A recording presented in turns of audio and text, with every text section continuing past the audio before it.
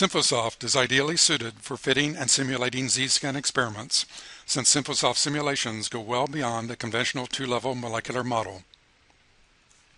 Some of the many benefits related to Z-scan experiments are listed here. To determine two-photon absorption cross-sections, SimphoSOFT includes an optimization feature for fitting open aperture Z-scan experimental data. The program generates 2D and 3D plots to easily visualize and interpret results. To determine the validity of Z-scan fits over a given energy range, SimphoSOFT accurately models populations of higher excited states so that the program can determine whether a conventional two-level model is valid. This is essential if one wants to find accurate two-photon absorption values. SimphoSOFT also handles high-energy Z-scan measurements, as its simulations have no restrictions on the complexity of a molecule's energy level diagram. 3 or more energy levels can be easily specified within the program's graphical user interface, and the program adjusts the simulation automatically.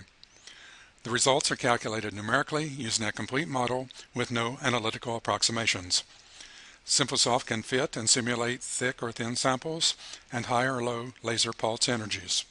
A schematic diagram of an open aperture Z-scan experiment is shown here. A laser beam is focused by a lens to a narrow beam waist at z equals 0.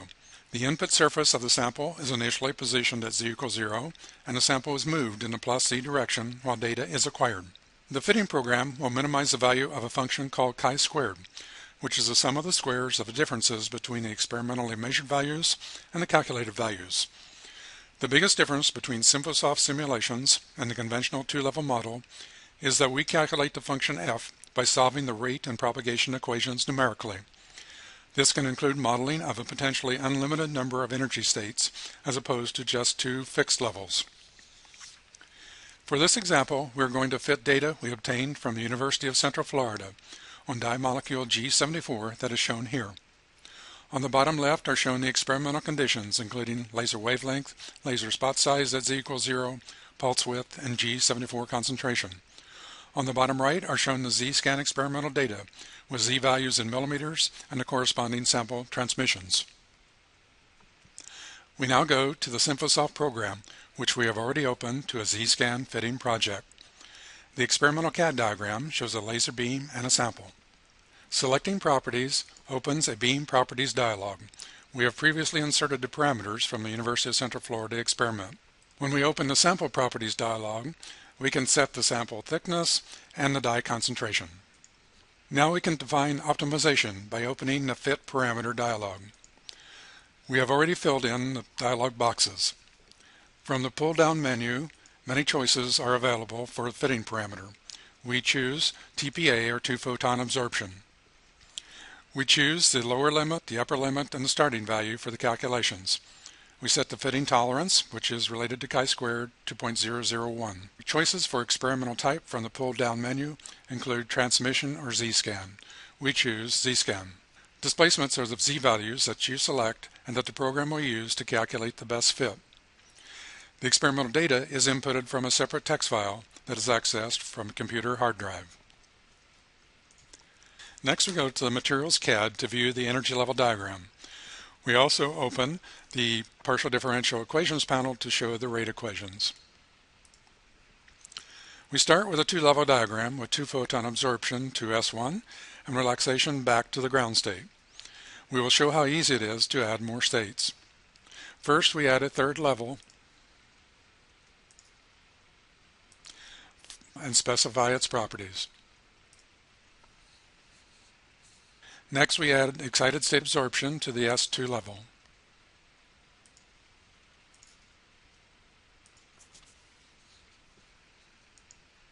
Finally, we add relaxation back to the S1 level.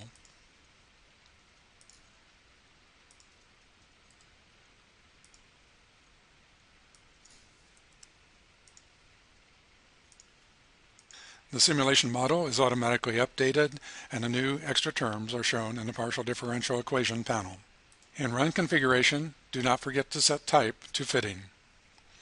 To start a simulation, go to the Project menu and choose Run Simulation. The program will begin the fitting simulation to minimize chi-squared. Once the optimization starts, the program shows the new optimization panel, where you can monitor chi-squared values on the left plot. On the right, you can see how well the model fits the measurements for the current parameter value. At the end of the run, all the iteration chi-squared values are shown on the final plot on the left. The final plot on the right shows the best fit. In this example, the measured values and calculated values are essentially identical, so the curves are superimposed. Note that moving the cursor over a node on the left panel shows the fit for that node on the right panel. The calculated value of sigma TPA for the best fit is shown in the summary, along with the fit values for each iteration. In this example, the best fit for sigma TPA is 3.44 times 10 to the minus 20 centimeters fourth per gigawatt. This value agrees with published results and can also be expressed in other conventional units as shown in the table. We will now show Z-scan simulations at both low and high laser pulse energies. The examples have 3 energy levels, but more energy levels may be added if desired.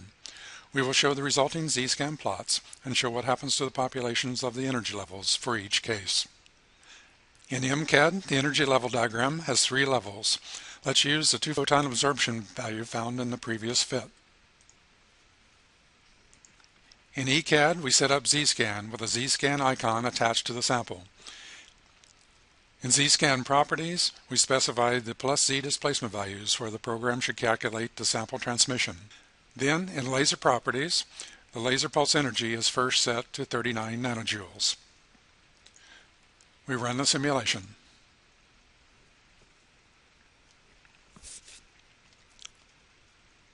Here are the results. The population dynamics during the time of the laser pulse are shown on the left. Most electrons remain in the ground state.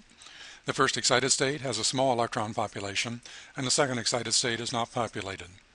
We can conclude that at very low laser pulse energies, the conventional 2-level model can be used for Z-scan optimization to find the 2-photon absorption cross-section. The resulting Z-scan plot is shown on the right. Next, we change the laser pulse energy to a much higher value, 5 microjoules, and run the Z-scan simulation again. The results for the population dynamics show that the ground state is quickly depleted, and electrons initially go mainly to state S1 during the leading edge of the pulse. When the center of the pulse passes through the material at tau equals 0, most of the electrons are pumped to the second excited state S2. In contrast to the low energy 39 nanojoule simulation, on the right plot there is now a large distortion in Z-scan simulation results for high laser energies. For the highest Z-scan pulse intensity at Z equals 0, the sample is bleached, and the transmission at Z equals 0 is higher than at other Z values on the plot where the radius of the beam is larger and the incident pulse energy is lower. In this case, SimphoSOFT lets a user know that these Z-scan measurements cannot be used to fit 2-photon absorption parameters under the conventional 2-level model. However, if high energy measurements are the only choice, SimphoSOFT should be used for simulations to accurately model scenarios when higher energy levels are populated.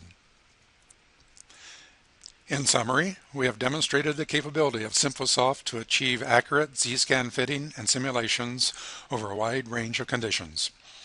We can check the validity of using Z-scan measurements for fitting a 2-level model. Furthermore, we show that SimphoSOFT can be used for cases where 3 or more energy levels are populated. And finally, SimphoSOFT has an easy-to-use graphical user interface to set up an unlimited number of energy levels and visualize the results.